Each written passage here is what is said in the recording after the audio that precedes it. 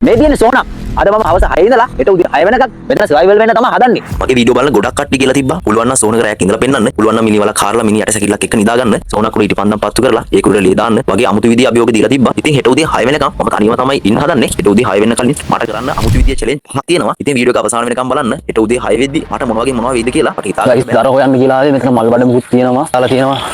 මෙතන තව මිනිහක් වල දාලා තියෙනවා. ගයිස් මොකද ගෑවා ගයිස්.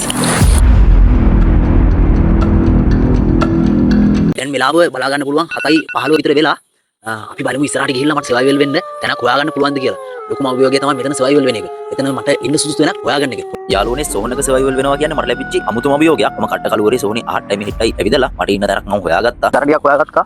දැන් තියෙන්නේ මට ලිපවත්තු කරගන්න විතරයි.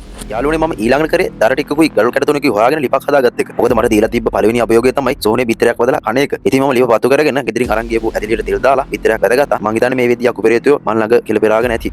ගයිස් වීඩියෝ එකේ ඇන්ගල් එක ගැන හිතන්න එපා මේ. මොකද මම තනියම නාවේ. ඒකට මට ස්ටෑන්ඩ් හයි කරලා ඒක ඇන්ගල් එක තමයි ගොඩක් වීඩියෝ එකක් ගන්න පුළුවන්.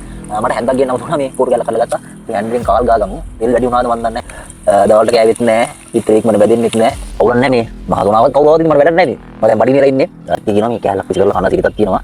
කෝර එකේ කෑල්ලක් විසි කරලා එන්න මේක ඔයාලට මේ මට යාළුවනේ බැදගත්ත බිත්තර දෙකම කාලා මම මගේ පළවෙනි අභියෝගය කම්ප්ලීට් කරා. කට්ටිය කියනවා වගේ සෝනේ බිත්තර කෑම පස්සේ යක්කු වැහෙනවා නම් මට මේ වෙද්දී යක්කු කී දෙනෙක් වගේ වැහිලාද කියලා පහලින් කමෙන්ට් කරන්න.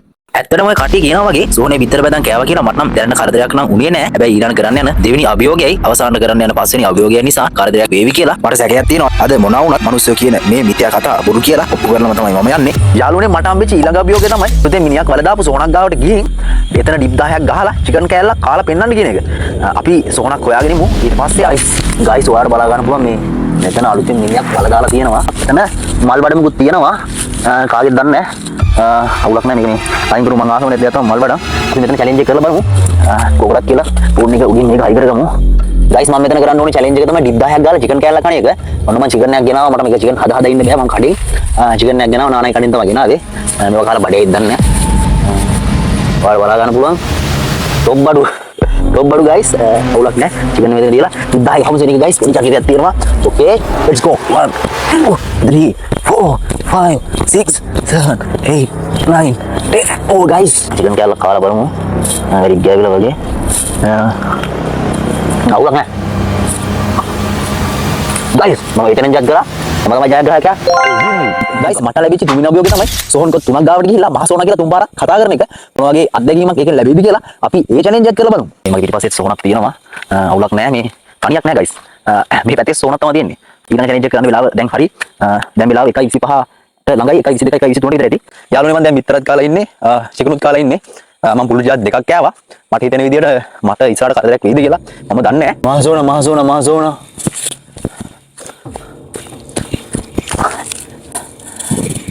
සෝනා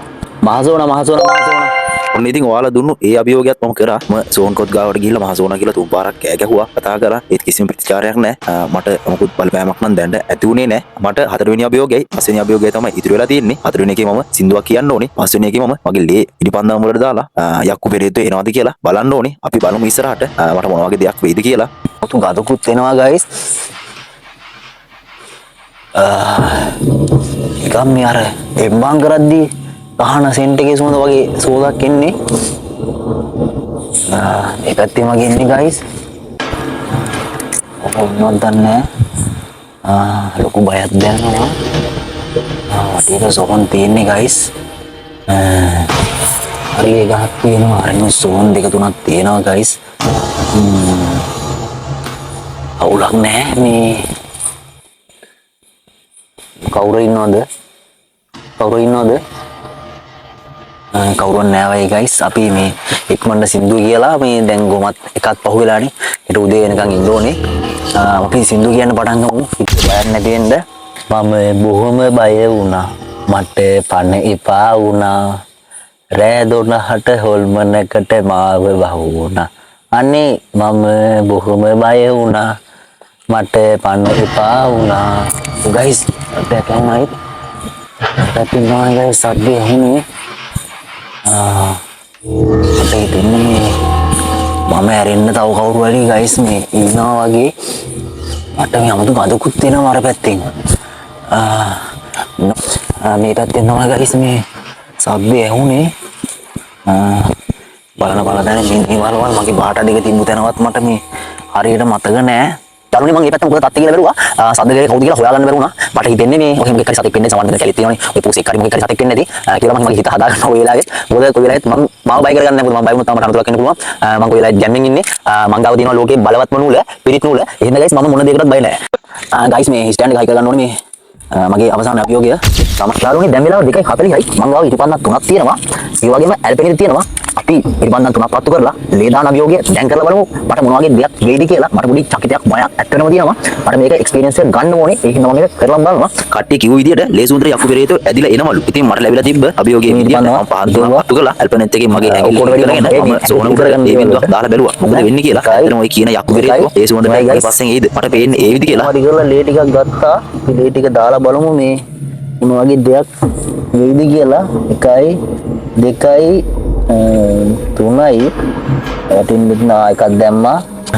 ඔයාලා බලා ගන්න පුළුවන් මේ තියෙන මගේ ලේ නවුලක් නෑ. මේ ලේවනේ මම චිත්‍රයක් අඳිනවා. ගයිස් මගේ හරිම වේදනයි මගේ ලේ අතෙන් ලේ එනවා. ගයිස් මගේ අවසාන අභියෝගය තමයි ලේ බින්දුවක් දානවා කියප එක. මට පොඩ්ඩක් කැරකිල්ල වගේ ගයිස් එනවා. තුවාලයක් රිදෙනවා ගයිස්. මට හිතෙන්නේ මේ අර නිකන් අමුත්තක් දැනෙනවා ගයිස්. ඇඟිල්ල නිකන් කවුරු හරි මේ ලෙව කනවා හපනවා වගේ ගයිස්. වේදනාවක් දැනෙනවා. මොකද තේන්නේ නැහැ වගේ ගයිස්. ගයිස් මේ තේරෙන්නේ නැහැ.